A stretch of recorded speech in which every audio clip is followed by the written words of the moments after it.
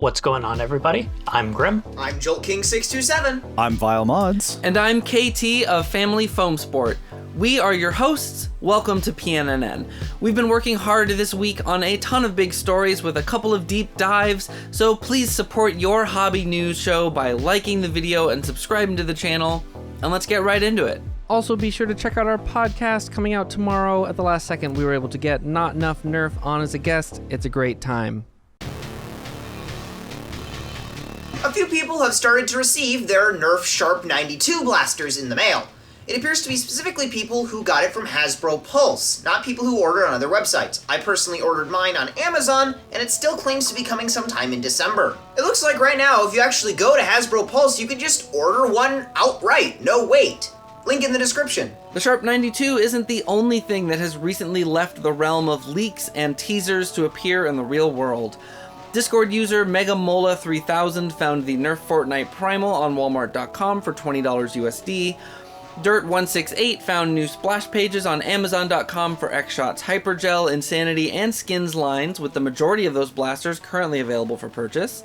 Not So Slim Shady 24959 on Discord found Xshot's new Lock Blaster on Walmart shelves in Canada, and Axel Sorax found an unavailable listing for the same blaster for $15 USD.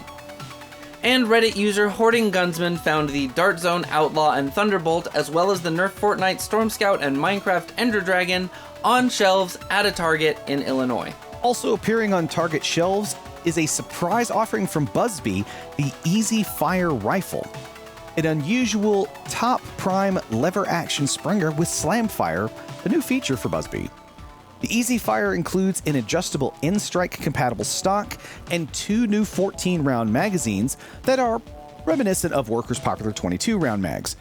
The package also features a newly designed dart they're calling the AccuBlast darts, joining Dart Zone and Xshot in the move towards waffle-type dart heads.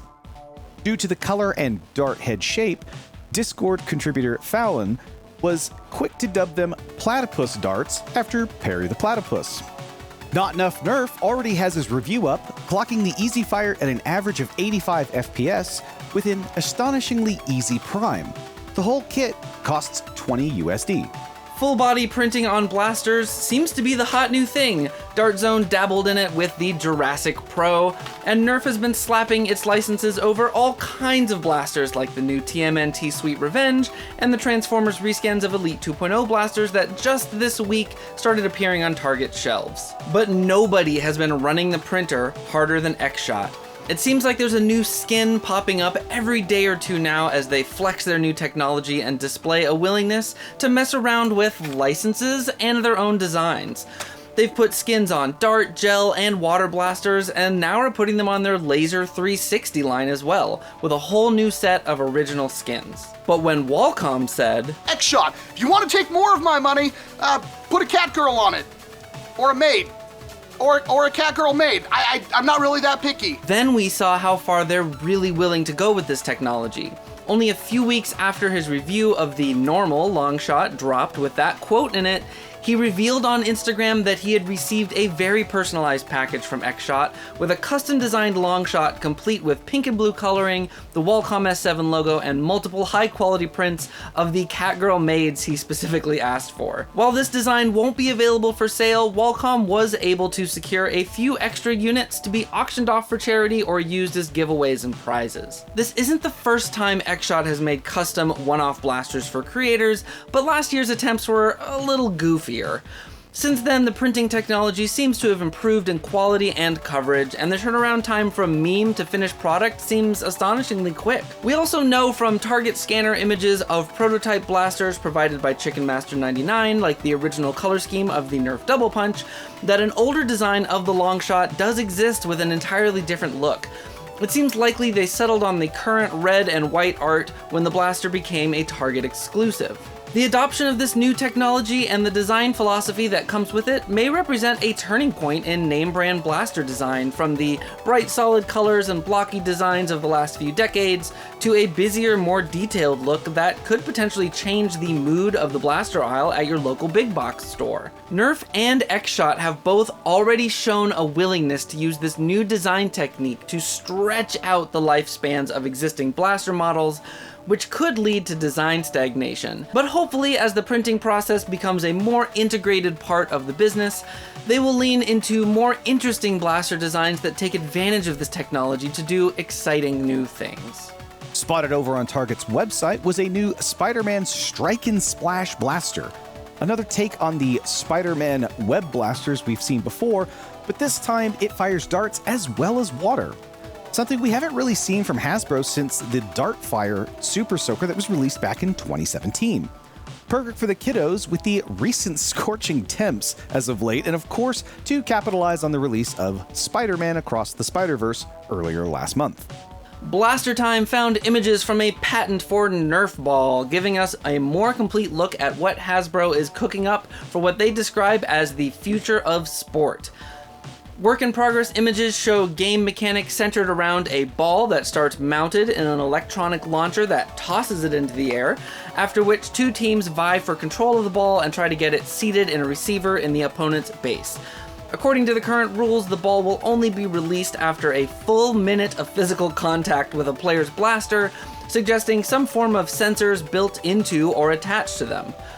Tagging an opposing player scores 1 point, while placing the ball on your opponent's base scores 10 points towards a 30-point score to win the round. Also shown is a possible field layout with 35 barriers being used in a variety of ways. The size of the playing field matches that of a professional basketball court.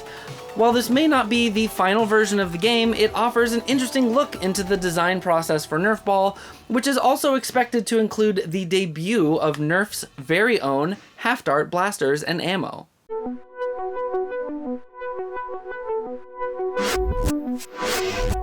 Greetings from the wasteland, where war never changes. Although now you can acquire your very own laser rifle. Over on the Fuzzy Walrus Discord, Garin dropped a Thingiverse link for their Fallout laser rifle mod files for the Nerf rival Forerunner. These files help to turn your Forerunner into an extremely convincing cosplay piece from the game, even if the game's design wasn't really well thought out for actual human hands. Garin has you covered there as well, with an alternate version from earlier this month with a somewhat more human grip. One of foam flinging's strengths has always been its variety of play, but one type of projectile we've never had is grenades. Sure, there are the hard plastic airsoft grenades, but most playfields ban them for good reason.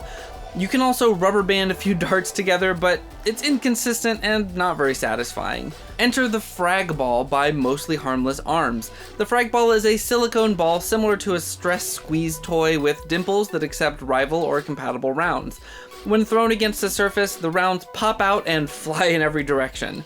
The Frag Ball is designed to be safe to throw and safe to potentially hit people with, making it probably the first widely viable grenade in our hobby. The maker describes them as still in development and only recommends the smaller of the two sizes, but they are available for purchase on MostlyHarmlessArms' Etsy page for $44 USD each. Speaking of grenades, there's a funny little grenade launcher blaster from a smaller Chinese brand, the GL06, that's been floating around Amazon for a while. A few folks have been doing interesting things with them, like GSP's mod to make it fire 40 max shells. Well, Talonaxe Armory has gone a step further and designed a slew of new shells for it, making it fire everything from high-impact rounds, full-length, half-length darts, to Mega and even Mega XL. According to Talonaxe Armory, the GL06 will fire Mega XL at about 30 FPS with its stock spring, but can get up to 60 FPS with the pre-cut springs he's also offering in his shop. Check them out on his Etsy page, linked in the description. Automatic electric blasters, or AEBs, have been a hot topic in the hobby lately, and venerable designer SillyButts has put his hat in the ring. Sort of. The BattleMage is his attempt at an AEB platform, but one which has caused plenty of consternation since he started the design in October of 2022. He has decided to release it in its current alpha state to let brave builders take a stab at getting it working. The BattleMage is a Talon-fed slider crank turnaround-based AEB that uses a 550 size motor. Among the copious notes on the product's GitHub page, he explains that he has intentionally only provided F3D and step files, both to allow for editing of the files for troubleshooters, as well as to create a barrier to entry for those who might wade too deep into a project they're not ready for. If you think you're ready, or you just want to take a peek, find the GitHub link down in the description. Bruce Leedleedleedlee has dropped the files for Corsair, a break-action, elastic cord-powered pistol firing half-lengths, full-lengths, as well as mega darts. This is a fun design that uses the break action to prime the cord and load the next round in one motion. Perfect for scavenging games since it uses many common ammo types. Bruce also included add-ons for an extended barrel, as well as a stock to make it into a rifle. If you're interested in a double barrel version, Meeker helped with creating that concoction, but you'll have to reach out to Bruce directly for those files since he can't upload them to Etsy due to their size. Domochevsky has updated his half-dart horizontal mag flywheeler, the Holländer, with 2 new foregrip options to replace the existing faux magazine-style battery storage. Either one will store a slightly exposed battery, and the flat foregrip especially reduces the profile of the blaster. You can buy the files or order a complete blaster in these new configurations over on his Etsy page, linked in the description, or if you've already bought the Holländer files, you can contact Domochevsky for updated ones. In a detailed and heartfelt final video, Nerf Taiwan announced that he is following Coop772's footsteps in quitting Nerf video production. Nerf Taiwan is known for his very early access reviews, making his channel a place that even non-Chinese speaking hobbyists would go to catch a glimpse of Nerf's new releases, whether in his hands or hanging on the wall behind him in his extensive collection. The creator behind Nerf Taiwan spoke at length about his reasons for ending the channel.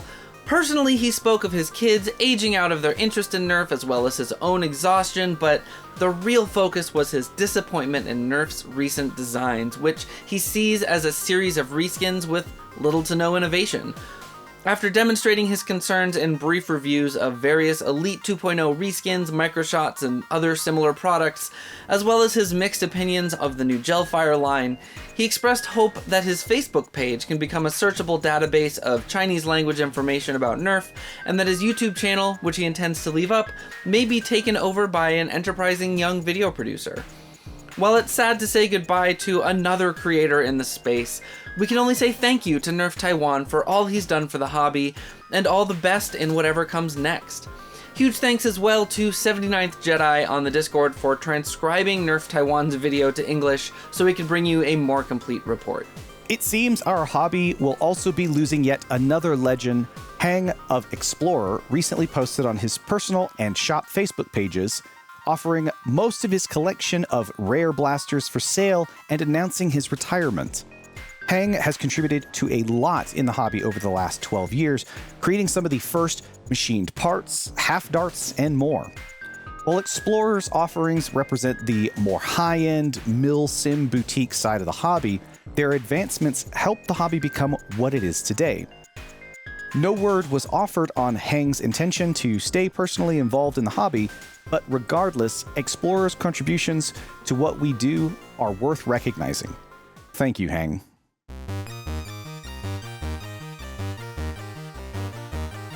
This episode on the Mod Spotlight, we have Beast Mode by SillyMerc101. This blaster is a very odd combination. It's a demolisher for the main blaster with a Mega XL double crusher as a master key. This mod is super unique. I've never really seen anyone do this with a Mega XL blaster, just because of how large it is. It's apparently made particularly stable because the double crusher actually butts up against the magazine. The stock appears to be a combination of the regulator mag holding stock and the stock from the double crusher to allow the storage for 2 extra Mega XL rounds. Internally, the double crusher is stock, while the demolisher has a 42mm cage, worker smooths, and krakens. Did I mention it also has LEDs that turn on when you rev it? Absolutely love the color fade paint job on this. It looks great. Well done, SillyMerc. And that's it for the news. Join us tomorrow for the companion podcast and back again in 2 weeks for the next episode. Thanks as always to our contributors over on the Discord, and of course, all of you for watching and sharing our videos. Make sure to like the video and subscribe to the channel and comment below what you think. If you'd like to help out, be sure to join the Discord as well. See you all next time. For transcribing Nerf Taiwan's video so we could bring you a more complete report. And I just realized I recorded this entire thing not in the actual mode that gives me a teleprompter, which means I have white screen video on my face, and that you can see how much better it looks. Cool. Let's do it all again. We're doing it live. We're doing it live, man. Oh my god. What's next? On Mostly Harmless Arms Etsy page for 44 USD each. If it had been 42 USD, it would have been the perfect combination of Hitchhiker's Guide references. Yes, I have a prop for everything. You wanted it, you freaking got it. This is all I have for Spider-Man. I'm sorry. It's just, I can't find any of my other Spider-Man stuff. Deal with it. The size of the playing field matches that of a... Blah, blah, blah, blah, blah, blah, blah. Gotta move this crap out the way. Get out of the way. Get out of the way, dirty desk. Get out of the way, dirty desk.